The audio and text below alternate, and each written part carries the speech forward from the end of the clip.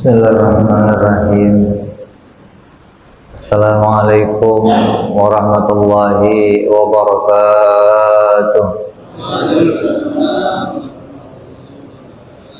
Al-Fatihah ila ruhi sayyidina habibina syafi'ina Rasulillah sayyidina Muhammad ibn Abdullah sallallahu alaihi wa ala alihi wa sahbihi wa azwajihi wa dhurriyyatihi Allah ya'ala rizqiyati fil jannah wa yanfa'una bi asrarihim wa anwarihim wa alumihim nafa'ati barakatihim di dini wa dunya wal akhirah wa ja'aluna min hisbihim yarzuquna mahabbatahum wa yatawaffana ala millatihim wa yahsyurna bi zumratihim bil afiyatin wa salamatin thumma al-fatihah sahibul maqam al-husain bin Abu Bakar al-Aziz wal thumma ila ثم إلى صاحب الكتاب محمد الفضلي ثم إلى جيب الشرحاء في إبراهيم البيجري ثم هذا الوقت عبد الله بن محمد نفعنا الله بهم بعلومهم لهم الفاتحة أعوذ بالله من الشيطان الرجيم بسم الله الرحمن الرحيم الحمد لله رب العالمين الرحمن الرحيم مالك يوم الدين إياك نعبد وإياك نستعين اهدنا الصراط المستقيم صراط الذين أنعمت عليهم غير المغضوب عليهم ولا الضالين آمين.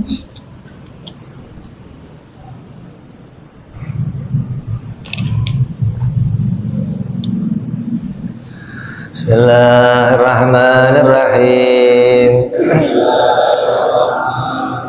Nawaitu ta'alluma wa ta'lima wa tadhakkura wa tadhkira wa naf'a wal intifa'a wal ifadata wal istifadata wal hissa ala tamassuki bi kitabillahi sunnati rasulillah sallallahu alaihi wasallam wa du'a ilal huda wa dilalata alal khairi ibtigha'a mardatihi wa qurbihi wa thawabihi husnil khatimah ma'alutfi wal afiyah wa salahil akibah. Bismillahirrahmanirrahim. Alhamdulillah rabbil alamin. Wassalatu wassalamu ala asyrafil anbiya'i wal mursalin Sayyidina wa habibina wa syafi'ina wa maulana Muhammadin wa ala alihi wa sahbihi ajma'in, amma ba'du. Qala musanniful kitab rahimahullah wa nafa'ana bihi wa bi'ulumihi fid darain. Allahumma aftah qulubana futuhal arifin wa bihikmatika wansur alaina birahmatika ya arhamar rahimin.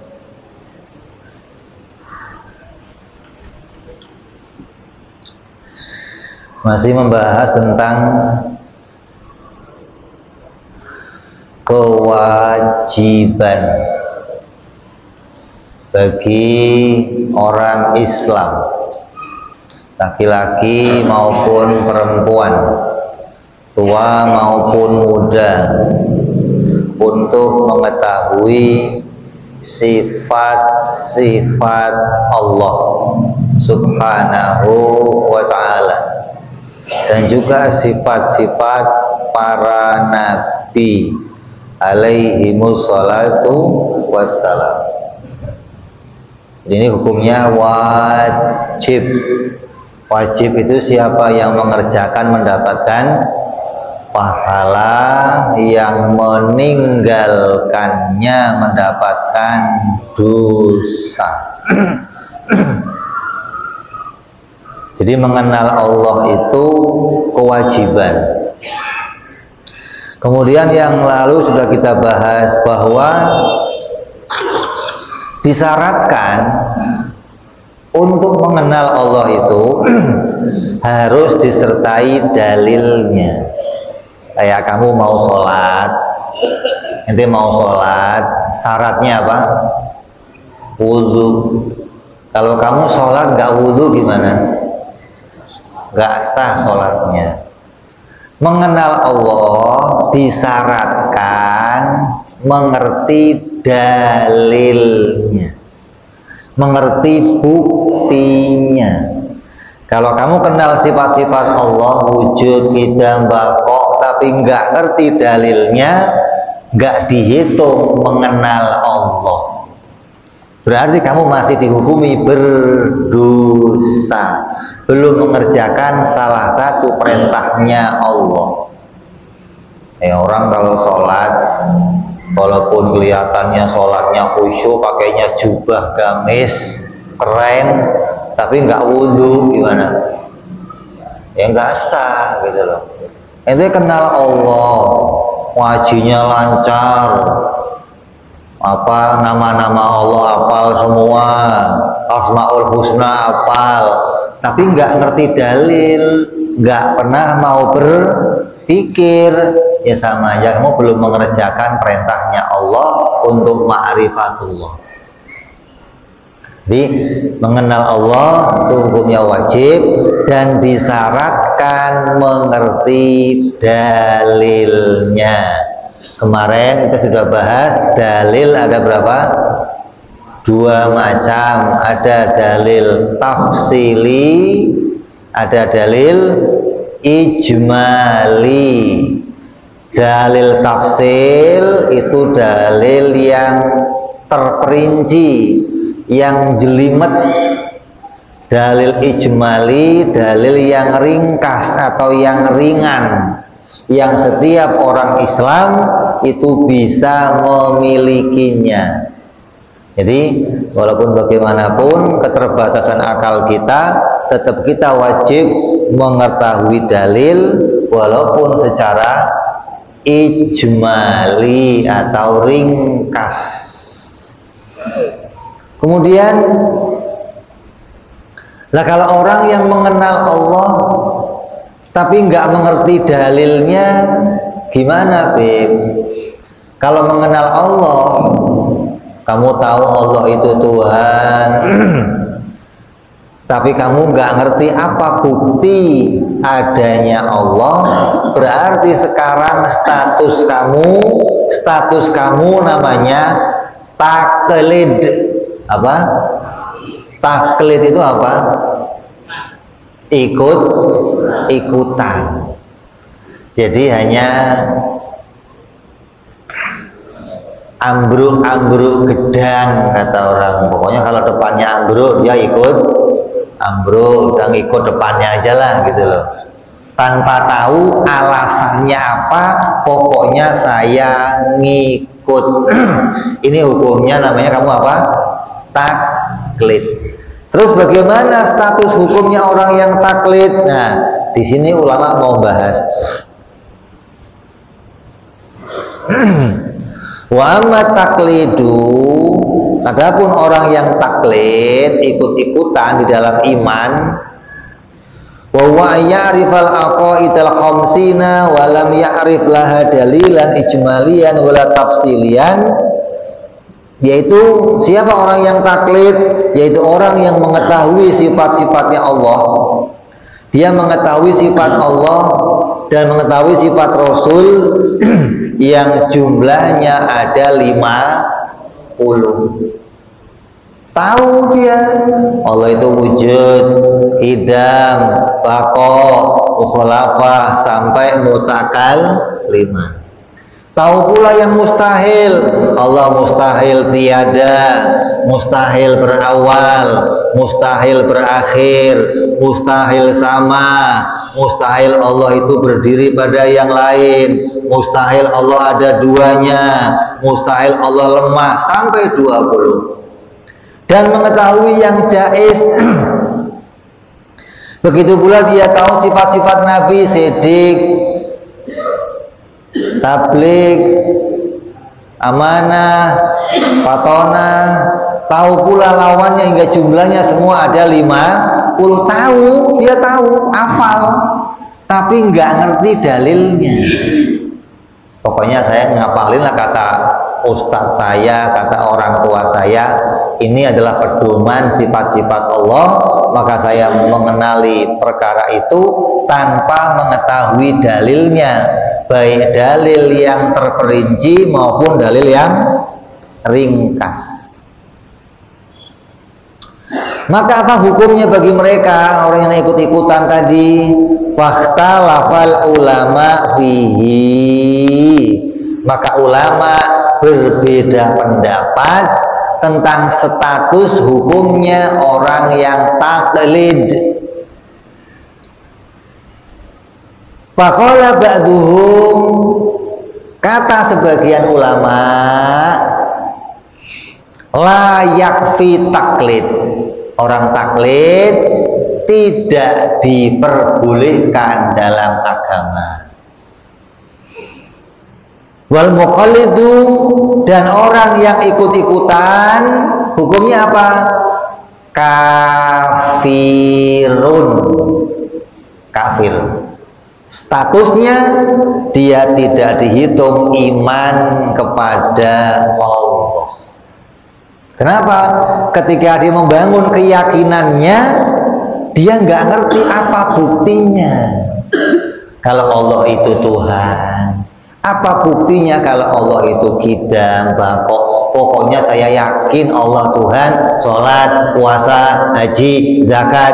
Kata imam ini dikatakan dia statusnya belum beriman. Coba. Jadi nggak main-main nih. Ini penting, makanya status iman kamu dipermasalahkan di sini. Status iman kamu dipersoalkan di sini, antara kamu itu imannya sah atau tidak sah. Saya mau nanya, ente ini pengen selamat apa pengen nggak selamat? Hah? Pengen selamat. Yang pengen selamat nggak cuma ente, hah? Maling juga pengen selamat. Ada nggak maling pengen ketangkep? Nggak ada. Maling juga pengennya selamat, ya kan? Lah kalau orang pengen selamat, berarti yang dibutuhkan apa?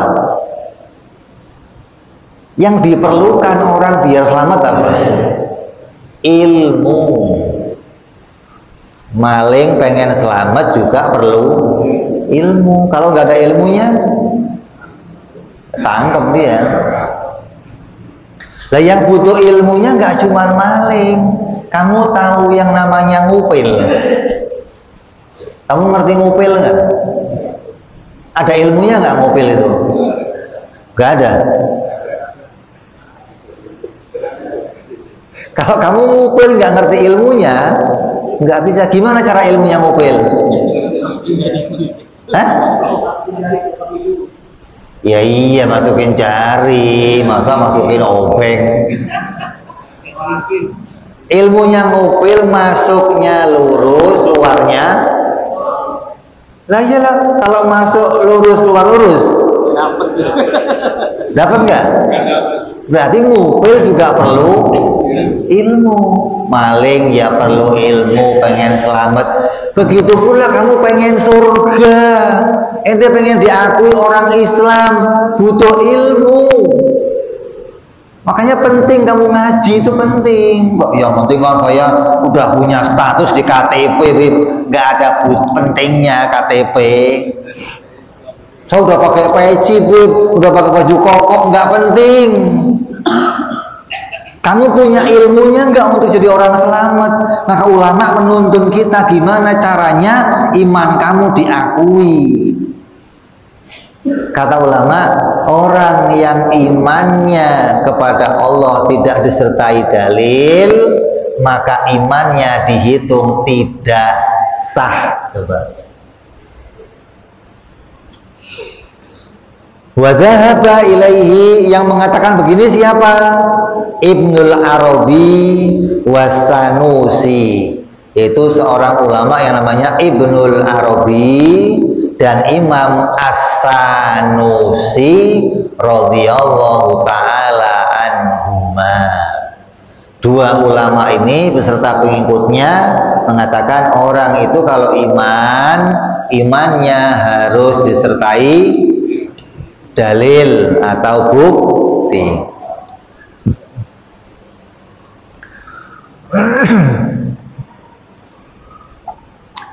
Wa atala fi syarhil kubra fi raddi ala may yaqulu bi kifayati taklid. Maka Imam As-Sanusi memperpanjang permasalahan penolakan untuk orang yang taklid. Jadi Imam Sanusi itu punya beberapa kitab. Di antara kitabnya namanya yang ada kitab Syarah Sughra, kitab yang kecil. Kitabnya cuma ya mungkin sekitar 20 halaman, kecil. Nah, di kitab itu dia menjelaskan orang yang taklid tidak sah. Terus karena banyak bantahan, banyak orang yang nggak seneng protes, dia memperpanjang pembicaraan itu di dalam kitab Syarah Kubro, kitab yang besar, yang tebelnya kayak Al-Quran. Diperpanjang pembahasan tentang bahwa orang yang taklid hukumnya tidak sah imannya. Lakina nukila anna Sanusi roja'an dalika faqala bi kifayati taklid lakin lam naro kutubihi illal qaula bi adamil kifayah. Kemudian ulama berselisih pendapat lagi yang mengatakan bahwa Imam Sanusi sudah berubah pendapatnya, mengatakan taklid itu boleh. Tapi kata Imam Muhammad Al-Hudhali, saya keliling-keliling baca kitab Imam Sanusi, belum pernah menemukan pendapat Imam Sanusi yang mengatakan taklid itu boleh. Jadi di beberapa kitab-kitab yang beliau baca, Imam Muhammad Al-Hudhali menemukan bahwa taklid itu tetap tidak diperbolehkan oleh Imam As-Sanusi.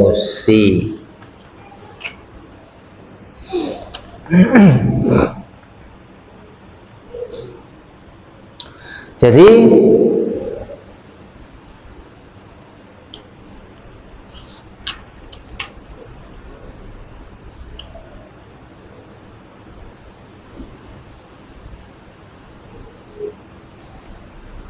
ulama sebagian lagi mengatakan orang yang taklid dalam iman boleh, tapi berdosa kalau dia punya akal untuk berpikir. Beda nih sama orang yang idiot.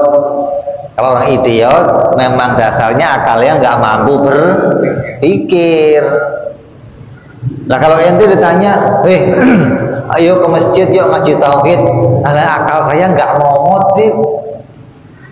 Kalau akal kamu nggak momot, coba kita tes, tanya, lu kalau ada kotak-kotak warnanya biru, ngerti nggak nih duit berapa? Oh gocap, Bib. Kalau yang merah-merah cepek, itu momot akal lu namanya. Lu duit aja momot, ngaji nggak momot. Alasannya ada aja.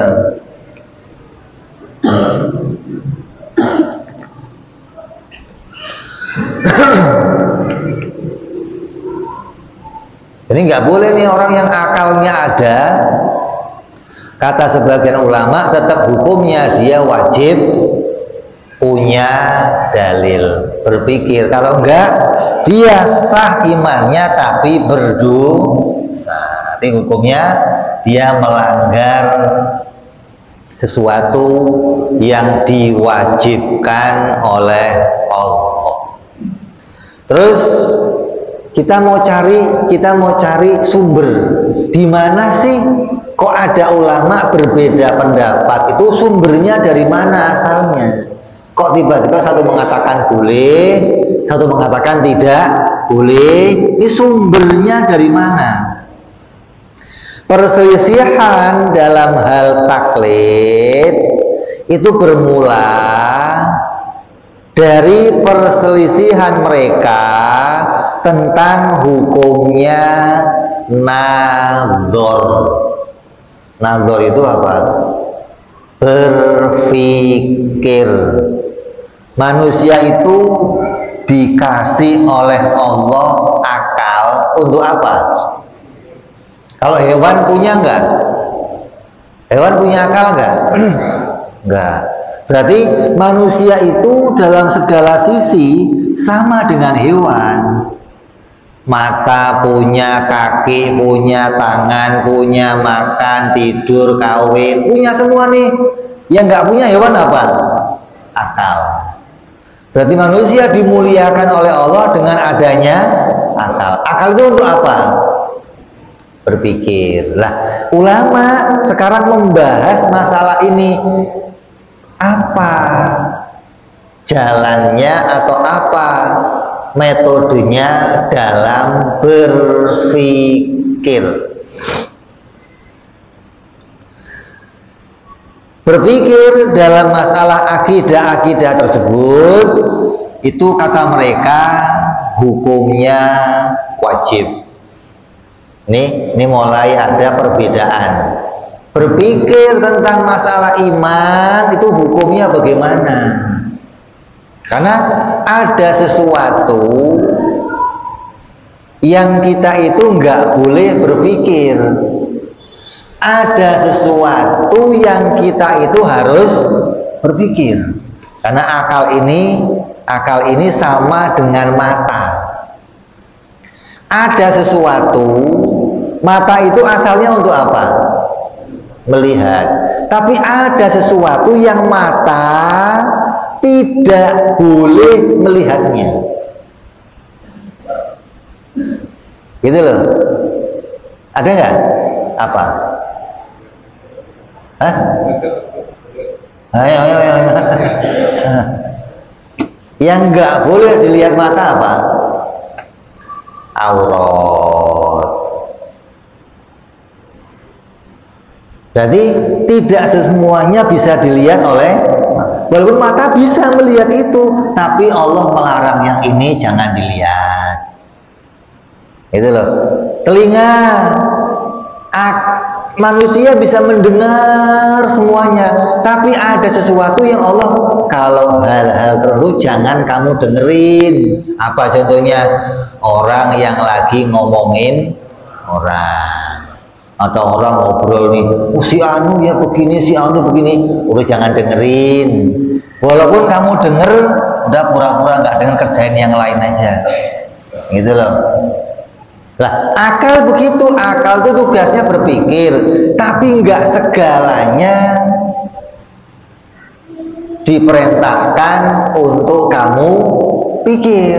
Tentang Allah itu zatnya seperti apa ya, kamu nggak boleh mikir. Kenapa nggak boleh mikir? Kamu nggak bakal nyampe, nggak bakal. Gitu loh. Tugas kamu itu bukan mikir bagaimana zatnya Allah, yang seperti apa, warnanya Allah itu apa, bentuknya bagaimana. Itu bukan tugas kamu mikirin itu.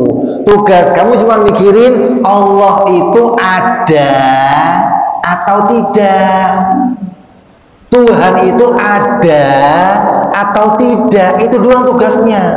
Bukan kalau Tuhan memang ada, di mana adanya, seperti apa dia. Lah itu nggak usah dipikir. Bukan tugas kamu, bukan tugasnya akal berpikir yang sampai sejauh itu gitu loh. Tugasnya akal cuma mikir Allah itu ada atau tidak. Kalau dia ada, apa buktinya? Selesai. Tugasnya berpikir cuma sebatas itu. Oh, kalau Tuhan ada, dia sama atau beda dengan makhluknya. Kalau dia ada awalnya atau tidak. Kalau dia ada akhirnya atau tidak. Itu tugasnya akal. Gitu loh. Jadi ada sesuatu yang kata ulama, akal itu punya peran di dalam agama untuk berpikir tentang keimanan. Adapun masalah sholat, masalah puasa, kamu nggak usah mikir lagi, cukup ngelihat aja. Oh, Nabi cara sholatnya begitu, sahabat lihat, sahabat ngikutin Nabi, nggak usah mikir. Tabiin melihat sahabat, oh sahabat caranya sholat begitu, dia ikut, nggak usah pakai mikir. Begitu terus sampai ke bawah, kita melihat guru kita sholat, orang tua kita sholat, ikut aja, nggak usah pakai dipikir. Kenapa? Karena Nah, yang perlu dipikir yang mana? Yang nggak kelihatan. Iman yang ada di hati itu kelihatan nggak? Lah itu yang harus mikir. Bagaimana iman saya biar sama dengan imannya Nabi? Bagaimana iman saya bisa sama dengan imannya bapak saya, guru saya? Kenapa? Karena yang di dalam dirinya saya nggak bisa ngelihat. Gitu loh. Berarti kamu harus membangun keimanan sendiri biar sama dengan imannya mereka. Disinilah kita butuhnya dalil, gitu maksudnya, untuk membangun keimanan yang sama dengan imannya mereka. Emang ada tuh iman yang nggak sama? Banyak, bukan ada lagi. Berapa? Banyak. Apa kata Nabi? Umatku nanti akan terpecah jadi berapa? 73. Kamu jangan ngomong aja 73. Kamu ada di situ enggak kira-kira? Gitu loh. 73 itu ada, kamu enggak di dalamnya.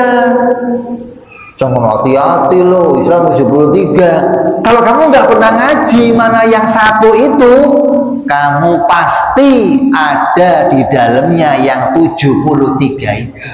Itu dong. Lah itu dong. Jadi cara beragamanya yang satu itu yang bagaimana? Cara imannya yang satu itu gimana? Itu yang mau kita pelajari biar saya nggak tergolong yang 73, tapi saya tergolong yang satu yang disebut Ahlus Sunnah wal Jamaah. Itu maksudnya, gitu loh. Itu pentingnya kamu disuruh ngaji. Ya, jadi iman inilah yang harus kita bangun, karena iman ini nggak kelihatan. Kalau sholat tinggal dilihat, haji tinggal dilihat, puasa tinggal dilihat, iman nggak kelihatan. Terus jangan-jangan kamu udah sholat, kamu udah puasa, pergi haji, ternyata iman kamu kayak orang Kristen, menganggap Tuhan boleh aja punya anak. Apa nggak bahaya? Karena nggak ada yang tahu dalamnya hati kamu. Kalau kamu nggak ngaji urusan iman, nanti jangankan iman kamu sudah keluar dari imannya Ahlu Sunnah wal Jamaah. Mana yang harus diimani? Ini harus kamu kaji. Ya, jadi berpikir itu oleh ulama, ini puncak masalahnya di sini. Apakah orang Islam itu harus berpikir atau nggak usah berpikir? Pendapat yang pertama mengatakan orang Islam wajib berpikir. Hukumnya mikir apa? Wajib furu. Siapa yang berpikir dapat pahala, yang nggak berpikir dosa. Artinya apa? Durhaka bagi seorang muslim dengan sebab meninggalkan berpikir meskipun dia tidak mampu untuk berpikir. Ini pendapat yang pertama nih, ekstrim nih. Mau dia bisa mikir, mau nggak bisa mikir, tetap wajib mikir. Oh, hati-hati, ini pendapat orang Islam juga. Tapi orang Islam yang mana dulu nanti kita akan bahas. Ada begini kan, kamu kalau sholat wajibnya berdiri, wajib nggak berdiri? Wajib nggak? Wajibnya berdiri kalau apa? Kalau mampu. Ada satu kelompok orang Islam mengatakan kamu wajib berdiri, mau mampu nggak mampu tetap wajib berdiri. Coba. Terpaksa. Iya, artinya kalau saya nggak mampu gimana? Ya harus dipegang sama orang. Kamu bayar orang itu. Yang penting kamu bisa berdiri, walaupun dipegangin sama orang, dan kamu harus bayar. Ada kelompok Islam begitu, hati-hati nih. Nah, ini kelompok Islam ini mengatakan apa? Berpikir juga begitu. Mau ente bisa mikir, nggak bisa mikir, ente tetap harus mikir. Itu pendapat yang pertama. Pendapat yang kedua mengatakan wajibnya wajib furu. Siapa yang mengerjakan dapat pahala, meninggalkan dapat dosa. Akan tetapi ini hanya bagi yang punya kemampuan. Yang mampu mikir wajib mikir, yang nggak mampu mikir yang nggak wajib mikir. Ini rata-rata pendapat kita. Mikir itu hukumnya wajib bagi siapa? Bagi yang punya kemampuan. Lah, ukurannya punya kemampuan itu apa? Ente ini termasuk yang mampu mikir apa enggak? Hah? Ente termasuk yang mampu mikir apa enggak?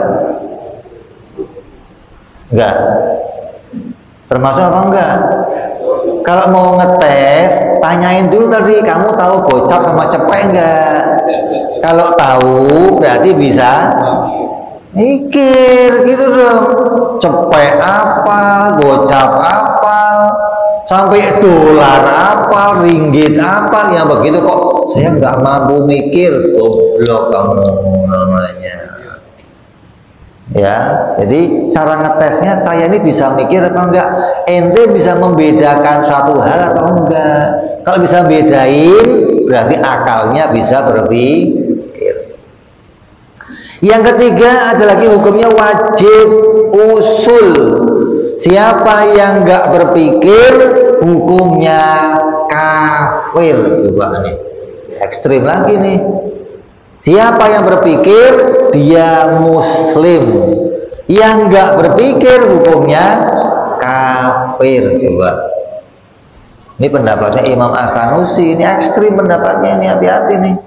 Jadi wajib, tadi ada tiga tuh yang mewajibkan berpikir. Yang satu wajib berpikir, mau mampu nggak mampu wajib. Yang satu lagi berpikir itu wajib, tapi kalau dia mampu, kalau nggak mampu nggak apa-apa. Yang ketiga wajib berpikir, kalau dia nggak berpikir hukumnya kafir. Bahaya lagi nih. Yang keempat hukumnya tidak wajib sama sekali, melainkan hukumnya cuman sunnah. Orang yang mau berpikir hukumnya imannya sempurna. Yang mau mikir dapat pahala, yang nggak mau mikir dia tidak berdosa. Jadi ini pendapatnya kita ambil 4 aja. Ini banyak pendapatnya. Jadi kita nggak usah ambil pendapat yang teteh, bengek, yang aneh-aneh lah. Kita ambil yang inti-inti aja, cuman berapa? 4. Nah, kita mau bongkar coba. Pendapat yang pertama, ini pendapatnya siapa? Pendapat yang pertama menunjukkan taklid di dalam masalah iman itu diperbolehkan. Ikut-ikutan dalam masalah iman diperbolehkan, tapi disertai dia berdosa secara mutlak. Mau dia itu bisa mikir atau enggak bisa mikir, kalau dia itu ikut-ikutan hukumnya berdosa. Ini pendapat yang pertama. Ini kayak ini pendapatnya orang-orang Syiah. Orang-orang Syiah itu kalau menerapkan kewajiban, pokoknya kalau Allah sudah mewajibkan harus kamu kerjakan, mau bisa atau enggak bisa harus dikerjakan. Berat nih. Yang kedua, pendapat yang kedua menunjukkan bahwa taklid, ikut-ikutan dalam agama itu masalah iman diperbolehkan atau cukup atau sah, tapi disertai dengan berdosa jika dia punya kemampuan. Kalau dia punya kemampuan berpikir tapi dia nggak mau mikir, maka dia dosa. Sedangkan jika dia tidak mampu berpikir, maka dia tidak berdosa. Kayak orang-orang yang lemot lah, cara mikirnya apa? Lemot, susah cara mikirnya, tapi dia bisa sholat, dia bisa puasa, dia bisa kayak, kamu suka lihat nggak yang namanya siapa? Jihad. Tahu nggak? Mana orangnya? Itu cara berpikirnya lemot, gitu loh. Tapi dia bisa sholat, bisa puasa. Maka orang yang begitu itu nggak wajib berpikir, gitu loh. Jadi kalau ditanya sesuatu bingung ya, gitu loh maksudnya.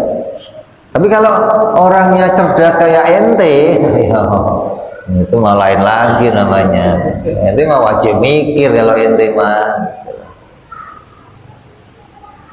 Ini contohnya. Jadi yang kedua ini ada wajib berpikir, tapi wajibnya wajib furu'. Maka orang yang memutuskan ini, kata ulama, berarti orang yang ikut-ikutan itu hukumnya sah. Boleh saja ikut-ikutan dalam masalah iman, tapi hukumnya berdosa kalau dia mampu berpikir.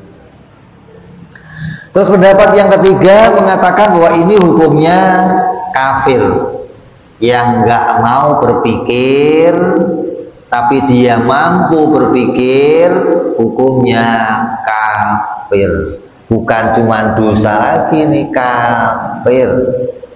Yang ketiga, pendapat yang mengatakan hukumnya sah. Pendapat ini banyak juga diambil oleh para ahli hadis, Imam Ghazali. Ini pendapat yang mengatakan boleh iman itu taklid walaupun dia bisa berpikir, tapi hukumnya dia tidak berdosa.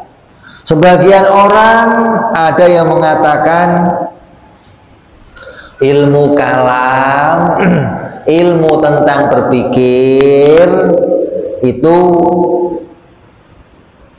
ilmu yang jelek. Agama kok dipikir-pikir.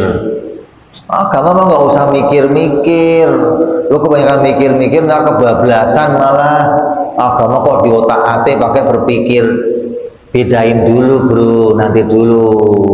Yang mau dipikir yang mana? Kalau tentang cara wudhu, cara sholat, nggak usah dipikir lagi, tinggal ikut aja.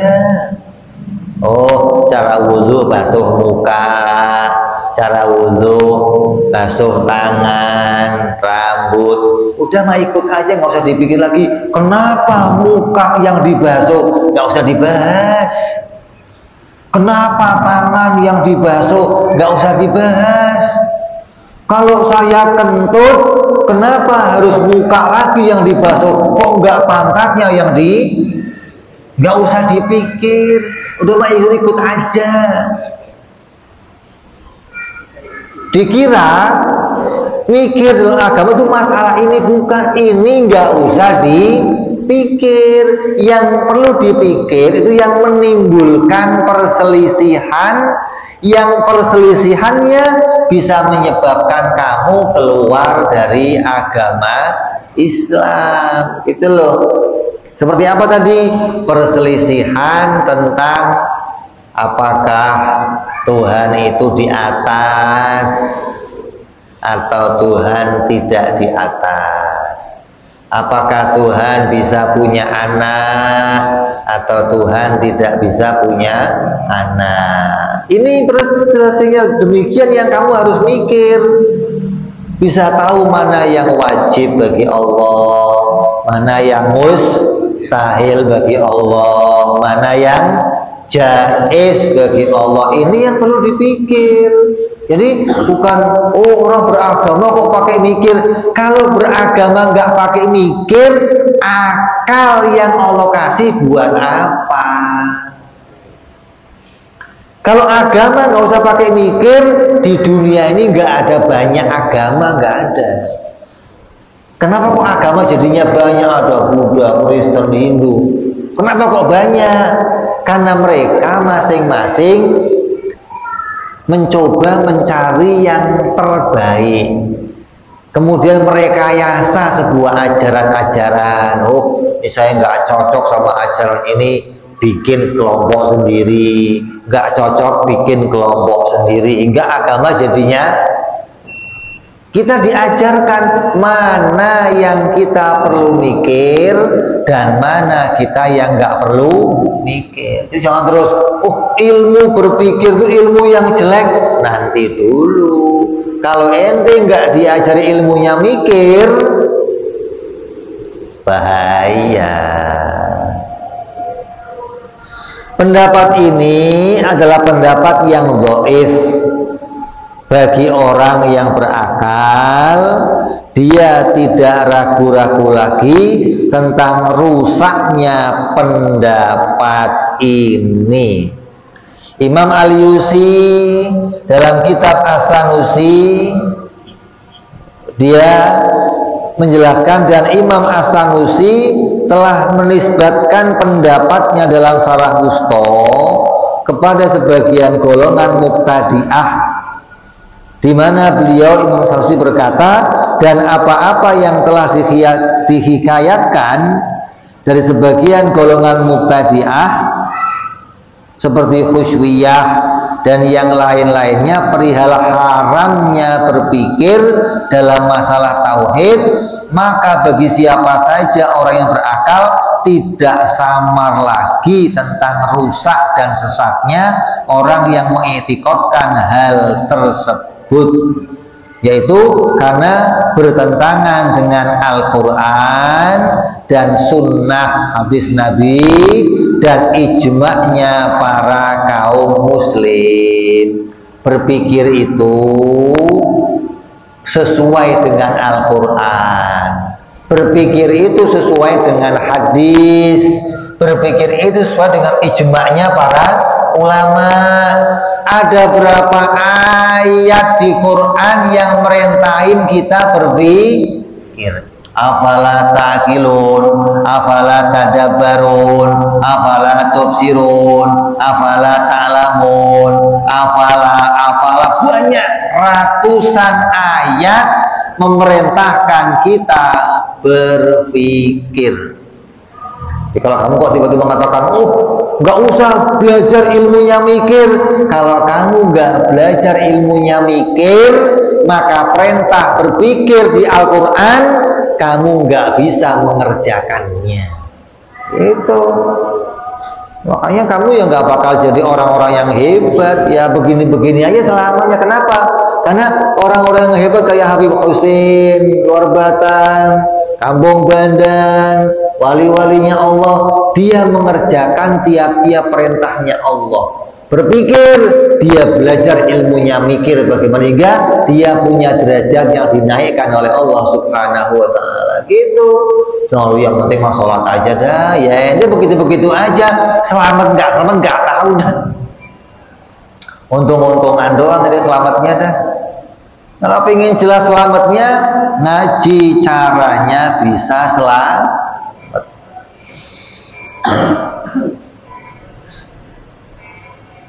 Ini kita akan sambung nanti setelah azan, kita masuk azan Isya sebentar. Allah.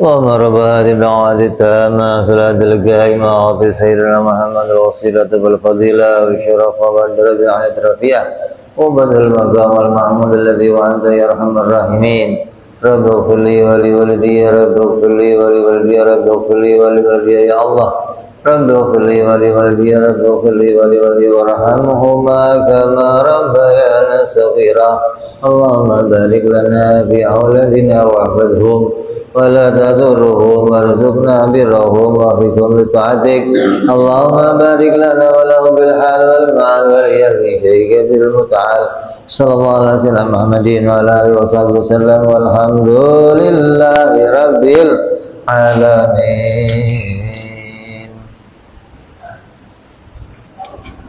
Kita teruskan sedikit. Jadi ada orang-orang yang mencela orang yang belajar ilmu tauhid. Ada orang-orang yang mencela belajar ilmu tentang berpikir. Ada orang-orang yang gak seneng tentang cara yang diajarkan oleh ahli sunnah, bagaimana menata tentang keimanan. Hingga mereka berdalih apa? Ini mah ilmunya filsafat, ilmunya orang bule, ilmunya orang Yunani, ngotak-ngatik caranya mikir, bukan ilmunya ahli sunnah yang begini. Dulu para sahabat Nabi ketika masuk Islam, mereka juga nggak pernah mikir-mikir, langsung syahadat aja mereka itu.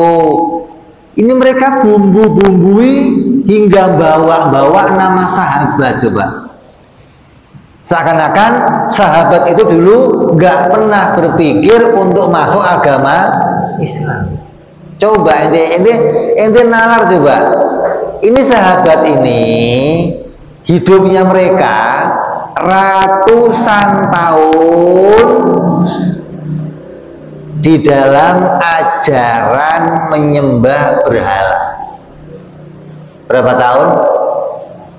Ratusan tahun menyembah berhala. Tiba-tiba Nabi Muhammad datang ngajak, berhala ini tinggalin semuanya, udah kamu sekarang jadi orang Islam. Kira-kira mereka itu yang udah ratusan tahun nurut semua enggak? Nurut enggak? Ya enggak mau nurut dong. Terus gimana caranya Nabi ngajak mereka nurut? Diajak argumentasi, diajak berpikir, satu persatu diajak ngomong sama Nabi. Apa yang buktiin patung ini Tuhan? Gimana cara kamu tahu kalau patung ini Tuhan? Satu persatu diajak berpikir hingga oh iya, sampai mereka mau ikut satu begitu dong. Bukan tiba-tiba udah yang sama ikut masuk Islam lah, salaman, mana ada begitu. Sampai terjadi peperangan, sampai terjadi keributan. Salah. Jadi nggak gampang. Hingga hati-hati sama kelompok-kelompok yang mengatakan bahwa ilmu tauhid itu nggak usah diajarkan. Karena dulu sahabat-sahabat Nabi juga nggak mengajarkan itu. Nabi nggak mengajarkan itu kepada sahabatnya. Kata siapa? Nabi 13 tahun di kota Makkah, nggak ngajarin sholat, nggak ngajarin puasa, nggak ngajarin haji di kota Makkah. Apa yang diajarkan? Tauhid, iman. Digembleng sahabatnya bagaimana menata keimanan kepada Allah. Setelah pindah ke Madinah, imannya udah kuat, barulah ada yang namanya sholat, puasa, haji, zakat. Itu setelah pindah kemana? Madinah. Sebelumnya Nabi nggak pernah bicara sholat. Gimana cara sahabatnya yakin kalau berhala ini bukan Tuhan, matahari bukan Tuhan, gunung-gunung bukan Tuhan, patung-patung bukan Tuhan, yang Tuhan hanya Allah. Ini yang diyakinkan oleh Nabi. Gimana menata cara berpikirnya sahabat? Kok tiba-tiba ngomong sahabat aja nggak pernah mikir? Dari mana buktinya? Lo masalah ngomong ngacak kepret juga lo. Ngomong enak aja begitu. Jadi hati-hati nih sama kelompok-kelompok yang mengatakan bahwa ini nggak ada tuntunannya dari para sahabat.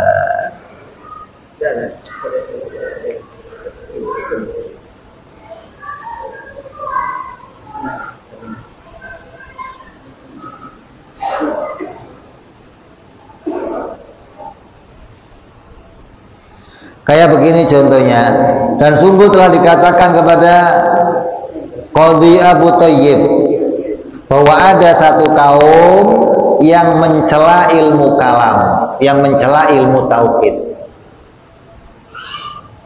Dilaporkan nih kepada Abu Qayyim ini, ada kiai kelompok-kelompok yang nggak senang sama ilmu tauhid ada. Ketika dilaporkan, Qadhi Abu Thayyib ini mengeluarkan syair. Apa syair bunyinya?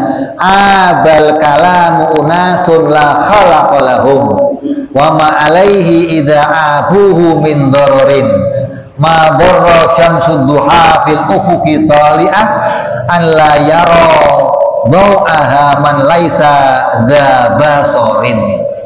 Kata dia apa?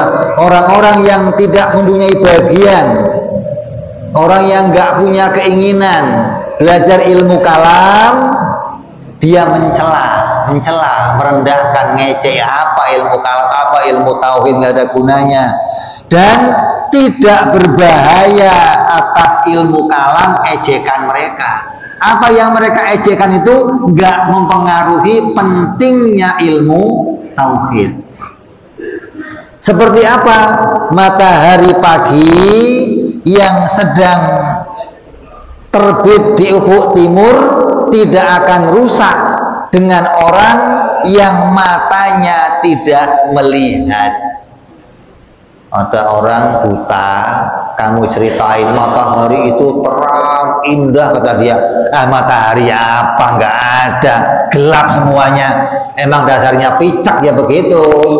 Tapi butanya dia tidak mempengaruhi terangnya matahari. Orang yang menjelek-jelekkan ilmu tauhid nggak mengurangi keutamaan ilmu tauhid. Gitu loh. Jadi kita harus tahu buktinya apa? Ahli sunnah wal jamaah sepakat, semua ulama mengatakan ilmu tauhid adalah ilmu yang pokok di dalam agama. Jangan sampai kita tidak belajar ilmu tauhid. Ini yang kita pentingkan untuk kita ketahui. Jadi jangan sampai kita ikut-ikutan kelompok-kelompok yang dasarnya akalnya nggak ngerti ilmu tauhid, kemudian dia mencela-cela ilmu tauhid sampai mempengaruhi kamu. Jangan.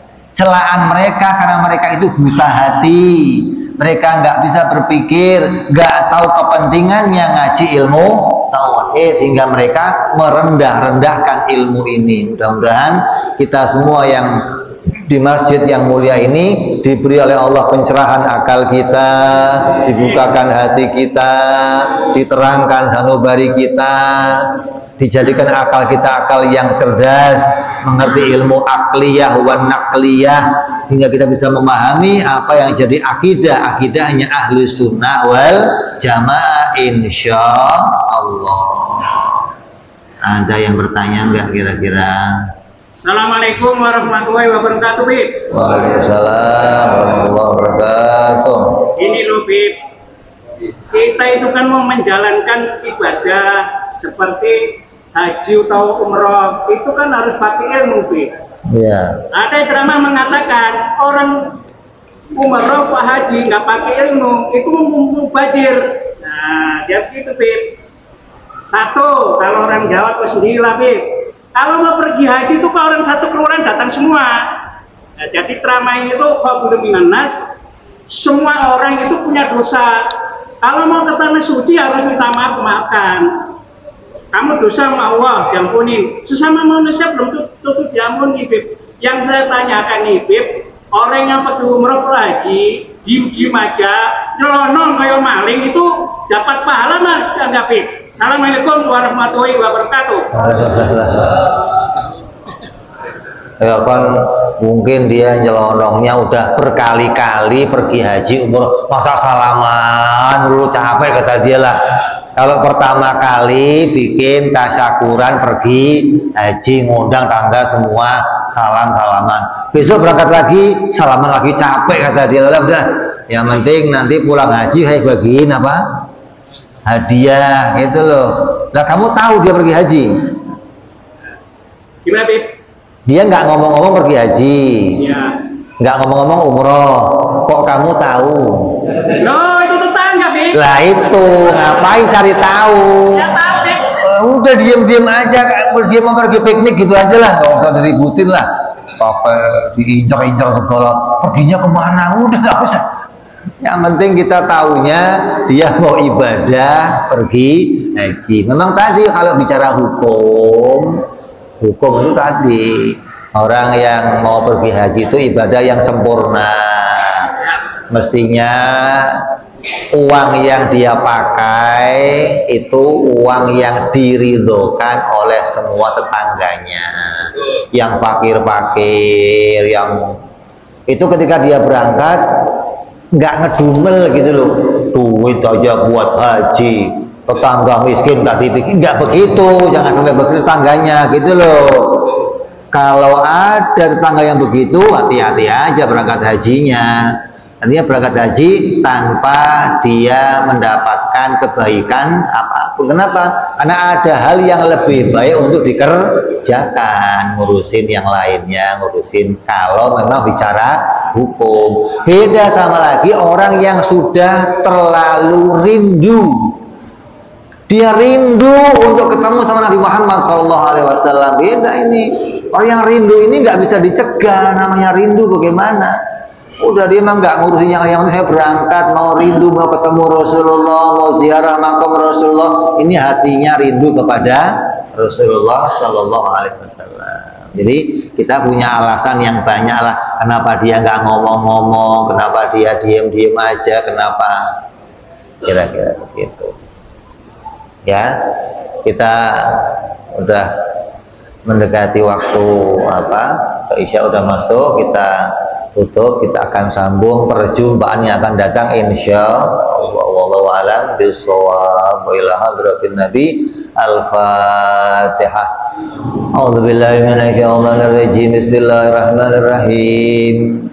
Alhamdulillahirabbil alamin arrahmanir rahim maliki yaumiddin. Iyyaka na'budu wa iyyaka nasta'in ihdinas siratal mustaqim. Siratal ladzina an'amta 'alaihim ghairil maghdubi 'alaihim waladdallin. Amin. Ya Rabbana tarabna bi anana qatarabna wa anana asrabna 'ala ladha ashrabna Fadum alaina taubat Taghzil kulli haubat Mastur lana aurati Wa amin irati Wa ghufirli walidina Rabbi mauludina Wal ali wal ihwani Wasairil illani wa kulli dhi mahabba au jiratin au suhbah wal muslimina ajma'ina rabbi isma fadlan wajudan manna la bikisabi minna ilmu rasulina bi kulli Salla wa sallam Rabbi alaihi adal habbi wa alihi wa sahbihi idada qasi sahbi walhamdulil ilahi fil badi wa tanadi Mana rabbika rabbil izzati amma yasifun wa salamun al mursalin alhamdulillahi rabbil alamin. Assalamualaikum warahmatullahi wabarakatuh.